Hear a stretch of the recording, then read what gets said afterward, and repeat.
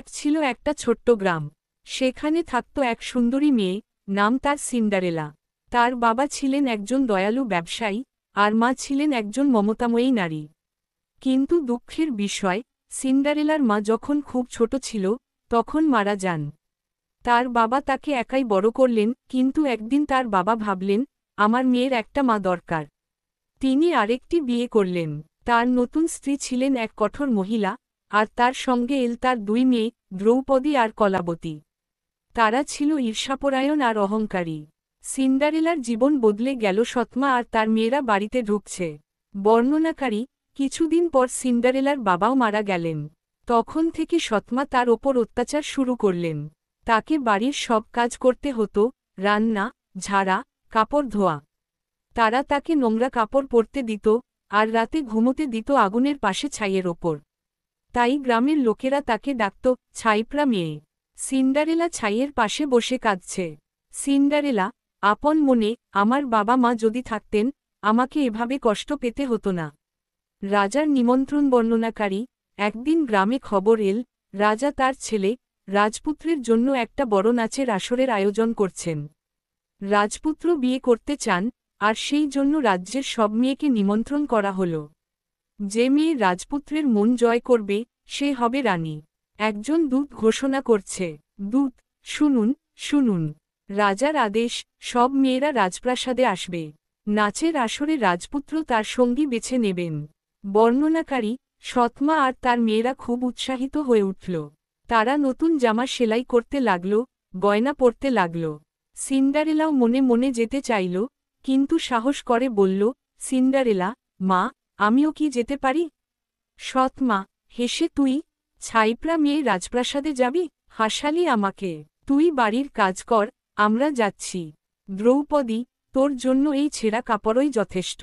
কলাবতী, হ্যাঁ, আর ছাইয়ের গন্ধ নিয়ে রাজপুত্রের কাছে যাস না। সিন্ডারেলা একা বসে কাঁদতে লাগল। সে ভাবল, আমার কি কখনো সুখ হবে না? তৃতীয় অংশ, জাদুকরী সাহায্য বর্ণনাকারী, হঠাৎ একটা উজ্জ্বল আলো জ্বলে উঠল। সিন্ডারেলার সামনে এসে দাঁড়ালেন এক জাদুকরী পরী। তার হাতে ছিল একটা জাদুর ছড়ি। দৃশ্য, পরী, কাঁদিস না, সিন্ডারেলা। আমি তোর জাদুকরী মা। তুই আজ নাচের আসরে যাবি। সিন্ডারেলা, কিন্তু আমার তো সুন্দর জামা নেই, আর যাব কিভাবে? পরী, চিন্তা করিস না, আমি সব ঠিক করে দেব। পরী তার জাদুর ছড়ি ঘুরালেন। সিন্ডারেলা অবাক হয়ে দেখছে। পরী, মনে রাখিস, রাত 12টার আগে ফিরে আসতে হবে।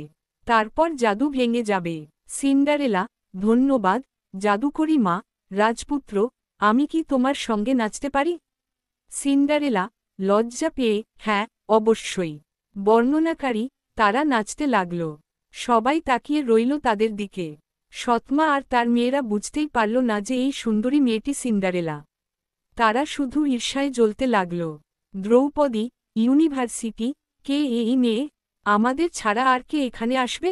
কলাবতী, দেখো, রাজপুত্র শুধু ওর সঙ্গেই নাচছে। সিন্ডারেলা আর রাজপুত্র সারা রাত নাচল। কিন্তু হঠাৎ ঘড়িতে 12টা বাজল। ঘড়ির কাঁটা 12টায়। সিন্ডারেলা, ওহ না, আমাকে যেতে হবে। পঞ্চম অংশ, জাদু ভাঙা আর জয়বর্ণনাকারী, সিন্ডারেলা দৌড়ে পালাল। রাজপুত্র তার পিছনে ছুটলেন, কিন্তু সে গাড়িতে উঠে চলে গেল। তাড়াহুড়োয় তার একটা কাচের জুতো খুলে পড়ে গেল। এই জুতোর মালিককে আমি খুঁজে বের করব। বর্ণনাকারী, সিন্ডারেলা বাড়ি ফিরল। জাদু ভেঙে গেল, তার জামা আবার ছেঁড়া হয়ে গেল। কিন্তু তার মনে ছিল রাজপুত্রের হাসি। সিন্ডারেলা ছাইয়ের পাশে বসে স্বপ্ন দেখছে। পরদিন রাজপুত্র গ্রামে গ্রামে গেলেন, জুতো হাতে। তিনি বললেন, যার পায়ে এটা মানাবে, সেই আমার রানী। অবশেষে তিনি সিন্ডারেলার বাড়িতে এলেন। দৃশ্য, রাজপুত্র জুতো নিয়ে এসেছেন। সৎমা, আমার মেয়েদের চেষ্টা করতে দাও। দ্রৌপদী আর কলাবতী জুতো পরার চেষ্টা করল, কিন্তু তাদের পা বড় ছিল। তখন রাজপুত্র সিন্ডারেলাকে দেখলেন। রাজপুত্র, তুমিও চেষ্টা করো। সৎমা, ও তো কেউ না। সিন্ডারেলা জুতো পরল, আর সেটা তার পায়ে পুরোপুরি মানিয়ে গেল। দৃশ্য, জুতো পরা হচ্ছে, সবাই অবাক। রাজপুত্র, তুমিই সেই মেয়ে। আমি তোমাকে খুঁজে পেয়েছি। সুখের সমাপ্তি বর্ণনাকারী, রাজপুত্র সিন্ডারেলাকে প্রাসাদে নিয়ে গেলেন। তারা বিয়ে করলেন, আর একটা বড় উৎসব হল। সৎমা আর তার মেয়েরা লজ্জায় মুখ লুকাল। আর সিন্ডারেলা, সেই রানী হল, আর তার জীবনে আর কখনো ছাইয়ের দিন ফিরে এল না।